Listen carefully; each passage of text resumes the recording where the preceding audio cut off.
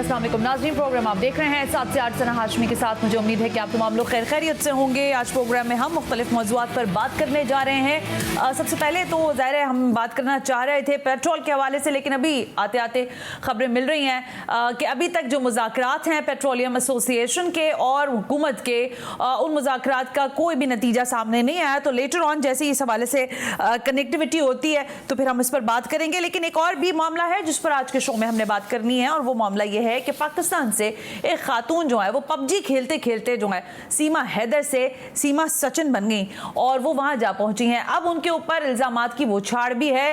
हिंदुस्तान का मीडिया जो है मुसलसल बुनियादों पर उसको दिखा रहा है, लेकिन खुद हिंदुस्तान के अंदर जो अक़लियती तहरीकें चल रही हैं, जो ज़ाहिर है इंडिया के अंदर हम ये भी देख रहे हैं कि तकसीम की बात हो रही है। उस हवाले से मणिपुर एक का है, आपको शायद मालूम भी हो, आप देख भी रहे हो, वहां पर प्रोटेस्ट और खवातीन के साथ जिस तरह से वहां नारवा सलूक ही कह सकती हूँ मैं उसको, जिनसी दरिंदगी भी की गई, उनको बरहना करके सड़कों पर फिराया गया। इस सब पर इंडिया का मीडिया, मोदी सरकार, प्रिंट मीडिया भी उनका, फिर वहां की तमाम तर वो समाजी तंजीमें जो बड़ी आहोबुका करती है, सबको चुप लग गई है। कोई इस पर बात नहीं कर रहा, इल्ला माशाल्लाह शायद कोई इस पर बात कर रहा है। लेकिन हम ये जानना जरूरी समझते हैं कि पाकिस्तान में अक़लियतें जिस हद तक महफूज हैं, जितना उनके लिए यहाँ पर आसानी है, जितना उनको फ्रीडम है, इंडिया में हरगिज ऐसा नहीं दिखाई देता है। बात तो बड़ी होती है वहां पर, लेकिन बहरहाल सूरत हाल इससे बिल्कुल मुख्तलिफ है। तो इस मामले पर बात करेंगे। और कराची में एक अफसोसनाक वाकया पेश आया है,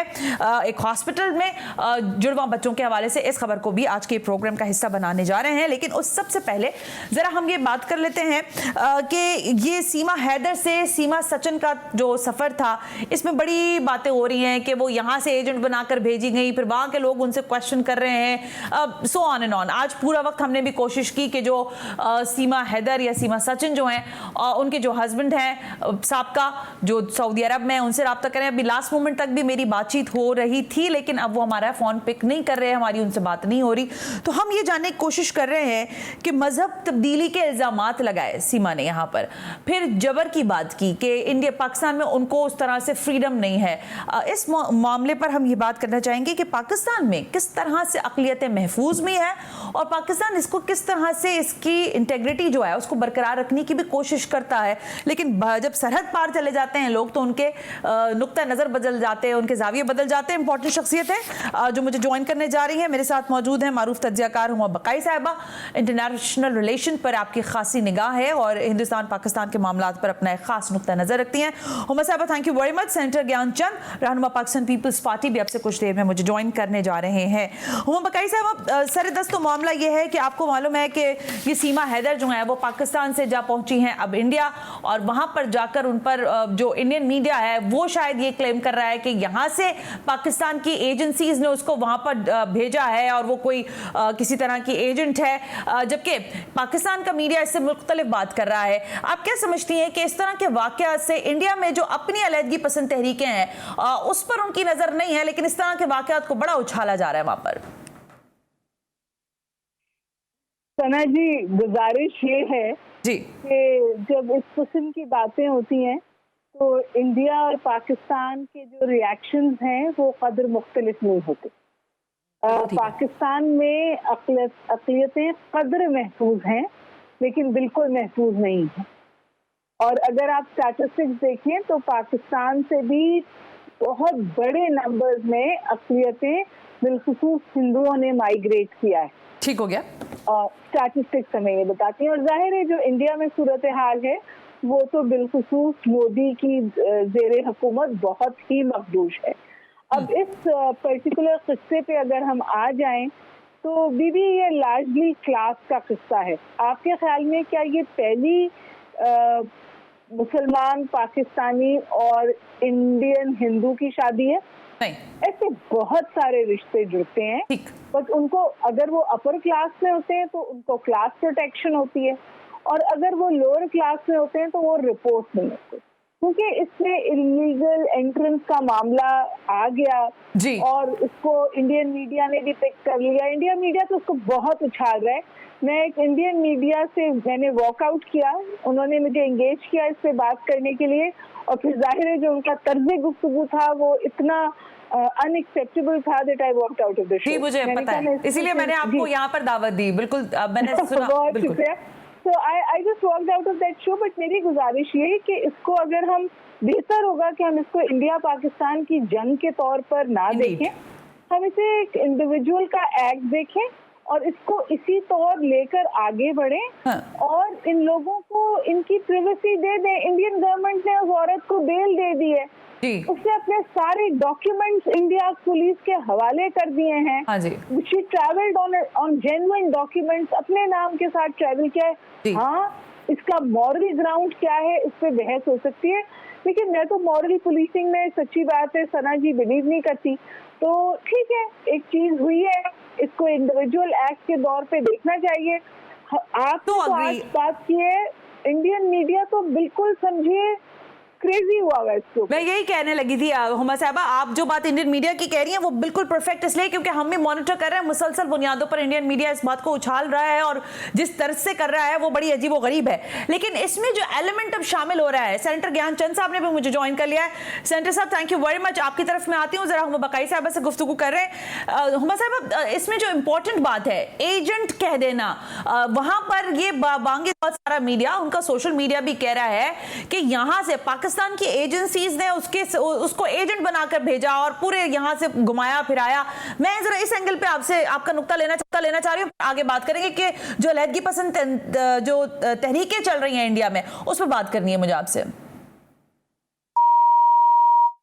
Huma Sahiba, can you hear me? जी, I can hear you. India इस वक्त जो अलहदगी पसंद तहरीकें हैं और चुनाव का साल है, तो एक बड़ी इंटरेस्टिंग डेवलपमेंट हुई है इंडिया में। 20+ पार्टीज हैं जो जुड़ रही हैं ताकि वो मोदी को डिफीट दे सकें।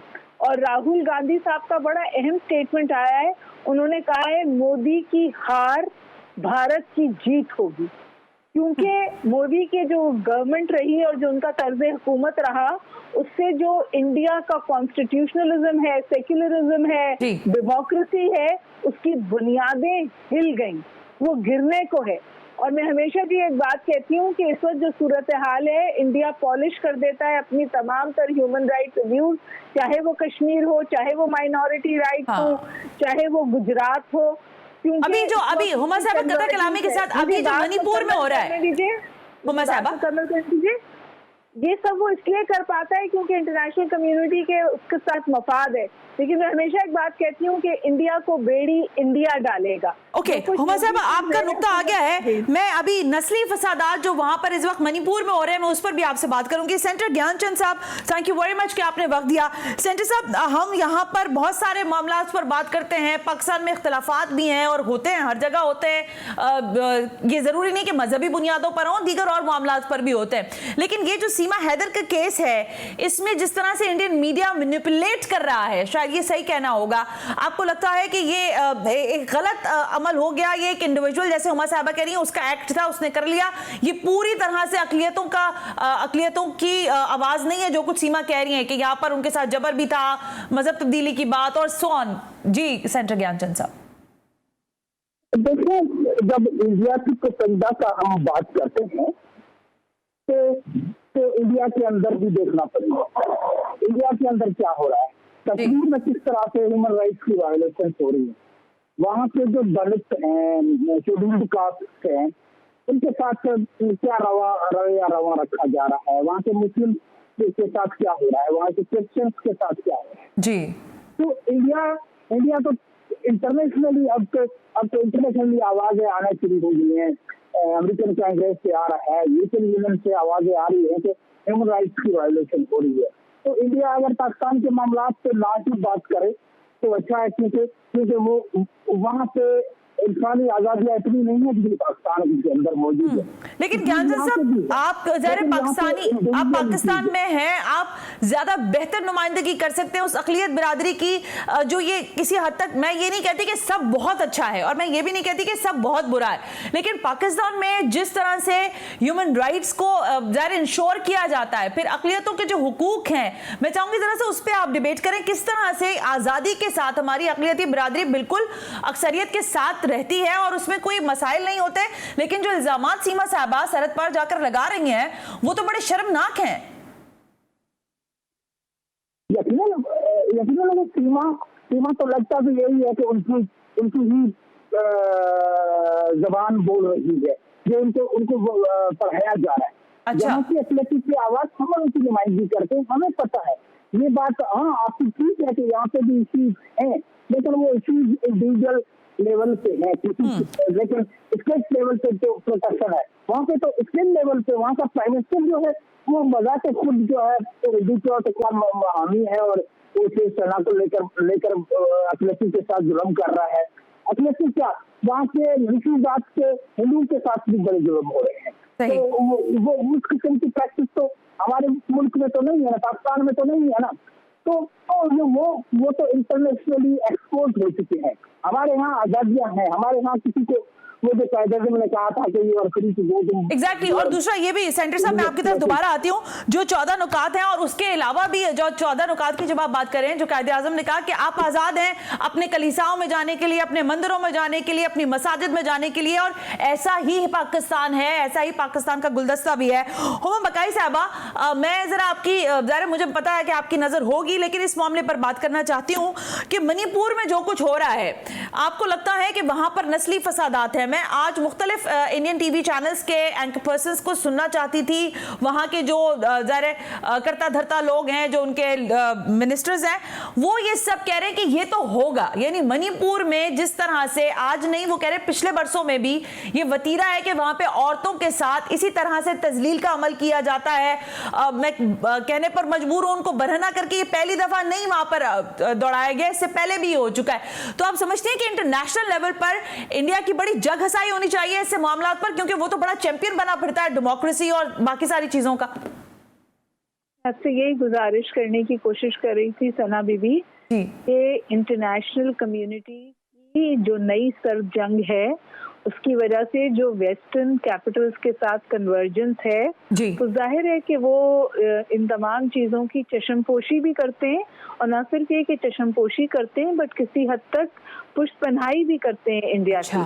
और इसीलिए मैंने कहा था कि इस वक्त जो चुनाव के करीब ये नई मूवमेंट आई है कि इंडिया के अंदर तमाम कोई मेरे ख्याल 28 पार्टियां जुड़ रही हैं मोदी के खिलाफ खड़ा होने के लिए, ये इस बात की आकाश है कि इंडिया के अंदर इसके खिलाफ अब एक सेंटिमेंट है। मीडिया उनका बहुत नेशनलिस्टिक है, और अगर कोई मीडिया इंडिपेंडेंट बात करता है तो उस पर हमले होते हैं। लिहाजा मीडिया पे तो आपको इसके हवाले से कोई बात या शोर नहीं सुनाई दिया जाएगा, लेकिन लोकसभा पर बहुत इंटेंस डिबेट हुई और इसको बहुत बुरी तरह क्रिटिसाइज किया गया। इसी तरह मैं आपसे गुजारिश करूं कि जो 370A कश्मीर में इन्होंने किया है, वो केस भी दोबारा उनके कोर्ट्स में खुलने जा रहा है। तो मैं हमेशा ये बात कहती हूँ, पहले भी कहना चाह रही थी कि इंडिया को बेड़ी इंडिया डालेगा, क्योंकि मोदी का जो तरीका हुकूमत है उससे खित्ते को तो नुकसान हो ही रहा है, लेकिन सबसे ज्यादा नुकसान इंडिया को हो रहा है। अच्छी बात कह रही है हुमा बकाई साहबा, thank you very much. Centre Gyanchand साहब, हमसे बात करने के लिए बहुत शुक्रिया।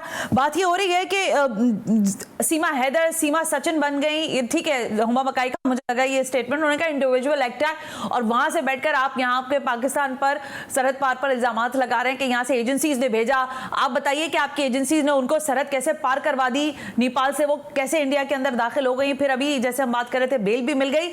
तो पाकिस्तान में जिस तरह अक़लियतों को आज़ादी हासिल है, ऐसी शायद हिंदुस्तान में देखने से भी नहीं मिलती है। और ये बात बिल्कुल 16 आने सही कही हुमा बकाई साहब ने कि जाहिर है इलेक्शंस की तैयारी है, मोदी सरकार पर प्रेशर्स है, और अगर 28 जमातों का इत्तेहाद होता है तो मोदी सरकार को नॉकआउट करना शायद मेरा ख्याल है कोई अचंभे की बात नहीं होगी। लेकिन इंडियन मीडिया नेशनलिस्ट नहीं है, मेरा ख्याल है नेशनलिस्ट होने से बहुत ज्यादा इल्जामात की बुछार करने का आदी होता जा रहा है, और उसको कंट्रोल करने वाला, जैसे मोदी को कंट्रोल करने वाला कोई नहीं है, इसी तरह इंडियन मीडिया भी शुतरे पे मुहार की तरह जो मुंह में आता है बोलता चला जाता है, पाकिस्तान के तज्जियाकारों को लेता है, लेकिन उनसे बात करने का रवादार नहीं है, उनकी बात का जवाब देना चाहता है पाकिस्तान के लोग, वो सुनने को तैयार नहीं। एक ब्रेक शामिल करते हैं और फिर जरा बात करते हैं पाकिस्तान के शहर कराची में होने वाले एक वाकये की इस ब्रेक के बाद।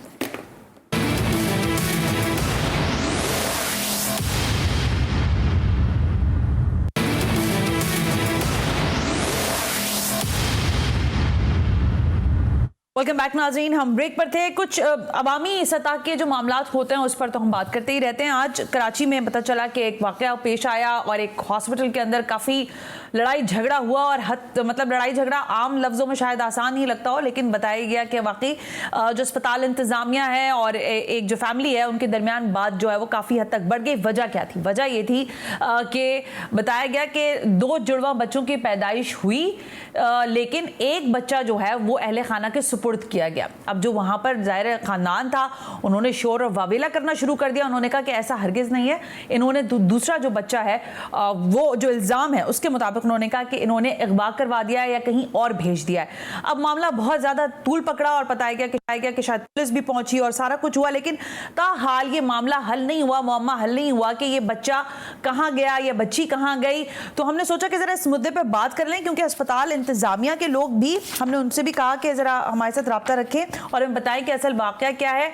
ये हॉस्पिटल के बाहर के हैं जो आप उनका एक्सटीरियर देख रहे हैं, लेकिन इस वक्त मेरे साथ फराजुल्लाह सिद्दीकी हैं जो कि ज़ाहिर अहले खाना हैं, वालिद हैं जिन बच्चों की पैदाइश हुई है उनके, और वो इल्जामात लगा रहे हैं इस हॉस्पिटल पर।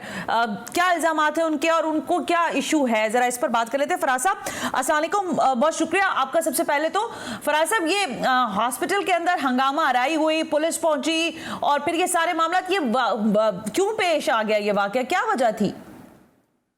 वालेकुम अस्सलाम। असल में मसला ये है कि मैं पिछले 9 महीनों से जो है मैंने ये मॉडर्न हॉस्पिटल है सफारी पार्क के सामने गुलशन इकबाल में, अच्छा, यहाँ पे मैंने अपने वाइफ की रजिस्ट्रेशन कराई थी। ठीक हो गया। प्रेगनेंसी का केस था। मैंने फर्स्ट अल्ट्रासाउंड जब इन्होंने मुझे लिखा, मैंने फर्स्ट अल्ट्रासाउंड यहाँ पे करवाया। डॉक्टर शहनाज बीबी हैं जो कि गायनेकोलॉजिस्ट हैं। उन्होंने मुझे फर्स्ट जो है अल्ट्रासाउंड लिखा, मैंने फर्स्ट अल्ट्रासाउंड करवाया तो उसके अंदर इन्होंने मुझे जो है ट्विंस डिक्लेयर किए कि आपके ट्विंस बेबीज हैं। okay. ठीक है, और कोई 7 वीक्स की प्रेगनेंसी थी वो। उसके बाद जो है मुझे हर वीक मुझे जो है वो विजिट पे बुलाया जाता था और हर 2 वीक बाद जो है एक अल्ट्रासाउंड करवाया जाता था और हाथ के हाथ उसी टाइम मुझे जो है रिपोर्ट भी दे दी जाती थी और डॉक्टर जो गायनेकोलॉजिस्ट थी वो रिपोर्ट चेक करती थी। तो हर रिपोर्ट के अंदर जो है वो बेबीज का वेट, बेबीज की हार्ट बीट और बेबीज का साइज और ट्विन बेबी जो है वो बताए जाते थे। और मेरे पास वो फिजिकली मेरे पास हार्ड कॉपीज हैं अल्ट्रासाउंड की रिपोर्ट की। तकरीबन मेरे पास 7-8 अल्ट्रासाउंड है इस हॉस्पिटल के कि जिसके अंदर ट्विन बेबी इन लोगों ने डिक्लेयर किए हैं। उसके अलावा मैंने जेंडर मालूम करने की कोशिश की क्योंकि मेरी वाइफ को शॉपिंग करनी थी। ट्विन बेबी की एक एक्साइटमेंट थी हमारी। 7 ईयर्स बाद जो है वो मेरे यहाँ बेबीज आ रहे थे। मेरी एक बेटी है 7 साल की। उसके बाद जो है ये आफ्टर लॉन्ग टाइम, मतलब एक अच्छे गैप के बाद, लंबे गैप के बाद मुझे अल्लाह ताला ट्विंस की नेमत से नवाज रहा था। तो हमारी एक एक्साइटमेंट थी, तो हमें जेंडर मालूम करना था कि हम उसके हिसाब से शॉपिंग करें। उसके लिए जेंडर हमने इनसे मालूम करने के लिए अल्ट्रासाउंड का बोला तो इन्होंने हमें अलाउ नहीं किया। इन्होंने बोला कि प्रोटोकॉल के खिलाफ है, आप बाहर से कहीं से अल्ट्रासाउंड करवा दें। अच्छा, ओके। मैंने बाहर से ईसा लेबोरेटरी से अल्ट्रासाउंड करवाया, उसकी हार्ड कॉपी भी मेरे पास मौजूद है। उन्होंने मुझे जेंडर बताया कि आपके ट्विंस बेबीज हैं माशाल्लाह से और दोनों अलाइव हैं। उनकी हार्ट बीट जो है वो हम सुन रहे हैं और ये साइज है इनका, ये इनका वेट है और ये दोनों बॉयज हैं। अच्छा। ये दोनों बॉयज हैं और हाँ उन्होंने जेंडर बताया, ये दोनों बॉयज हैं। Okay. और उनकी रिपोर्ट भी मेरे पास है, उसके अंदर जेंडर नहीं लिखा हुआ उस रिपोर्ट के अंदर, लेकिन उस रिपोर्ट के अंदर ट्विन बेबी जो है मेंशन है ईसा लेबोरेटरी की रिपोर्ट में भी। लेकिन मैं फराज साहब, मैं ये जानना चाह रही हूँ, आप ये इल्जाम लगा रहे हैं कि ठीक है रिपोर्ट्स हैं, बाकी सारा कुछ है, आप ये कह रहे हैं कि एक जो बेबी है वो वहां से अगवा हुआ है या उसको वहां से हटा दिया गया, आप लोगों को नहीं दिए गए, 2 बेबीज नहीं मिले, राइट? डिलीवर हुए हैं दोनों बेबी। मैं श्योर हूँ कि दोनों बेबीज डिलीवर हुए हैं। उसके बाद मुझे नहीं पता कि इन्होंने एक बेबी के साथ मेरे क्या किया है। मेरी वाइफ की बहुत बुरी कंडीशन है, मेरी वाइफ का रो के बुरा हाल है। उसकी सर्जरी हुई है, उन्होंने उसका जो है वो पेट काट के मुझे दिखाया है, ओटी में बुला के ऑपरेशन। एक मिनट, मुझे, मैं बड़ी माजरत के साथ आपको मैं अंडरस्टैंड कर सकती हूँ जिसके खानदान पर इस तरह का वक्त हो।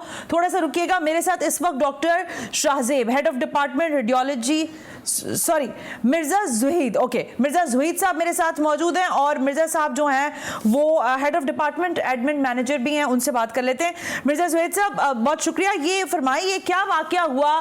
पुलिस आ गई, अहले खाना ने वहां एहतजाज किया, एक तूफान बदतमीजी भी हुआ, लेकिन जो अहले खाना है उनका इल्जाम है कि उनके 2 बच्चों में से एक बच्चा आपके हॉस्पिटल में से गायब कर दिया गया। आपको अस्सलाम वालेकुम, आपको जी, मुझे आवाज आ रही है। जुहैद साहब फरमाइए। इसके हवाले से ये है कि जिस तरह अभी जिक्र करिए कि तूफान बदतमीजी बर्पा किया गया, तो वो जो तूफान था बदतमीजी का वो इस तरफ से, मतलब ये जो हमारे फराज साहब है और इनकी फैमिली की तरफ से बहुत ज्यादा बदतमीजी और उसका वो करना पड़ा। अच्छा, अब हम आते हैं पॉइंट की तरफ। पॉइंट ये है कि जिस तरह से हमने डिस्कस किया था इस हवाले से कि इनको भी समझाया गया और कल मेडिकल एक बोर्ड था हमारी तरफ से। आपको आवाज आ रही है? जी जी, मुझे आपकी आवाज आ रही है जुबैद साहब, आप बात कीजिए। जी जी, कल एक मेडिकल बोर्ड था जिसमें इनकी फैमिली को और इनके ऑन कॉल जो भी कंसल्टेंट थे उनको इस हवाले से पूरी ब्रीफिंग दी गई और इस चीज को एक्सेप्ट किया गया कल हमारी मीटिंग के दरमियान। अच्छा, जहां तक बात है कि बच्चा कहीं ले जाया गया, इस हवाले से इनको कल सीसीटीवी कैमरा तक, कॉरिडोर और इसके अलावा हॉस्पिटल के एक एक एज तक की हमने इनको सीसीटीवी दिखाई है जिसमें पॉसिबिलिटी ही नहीं है।